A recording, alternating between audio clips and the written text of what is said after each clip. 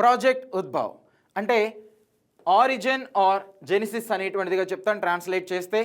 ఇది collaboration between Indian army మరియు united service institution of ఇండియాగా కన్సిడర్ చేస్తారు. ఈ ప్రాజెక్ట్ని 2023లో రాజ్నాథ్ సింగ్ గారు మిలిటరీ హెరిటేజ్ ఫెస్టివల్లో భాగంగా తీసుకురావడం అనేటువంటిది జరిగింది అక్టోబర్లో. దీని యొక్క ముఖ్యమైన ఉద్దేశం ఏంటి అంటే 5,000 సంవత్సరాలకి పైగానే ఓల్డెస్ట్ సివిలైజేషన్ కలిగినటువంటి మన ఇండియా ఏదైతే ఉందో, ముఖ్యంగా ప్రాచీన యుద్ధ కళలు అనేటువంటి దాన్ని మనం వినియోగించాం. ఆ యుద్ధ కళని తిరిగి మన ఇండియన్ ఆర్మ్డ్ ఫోర్సెస్కి ఇనుమడింపు చేయడం కోసం ఈ ప్రాజెక్ట్ అనేటువంటి దాన్ని ఇనిషియేట్ చేయడం అనేటువంటిది జరిగింది.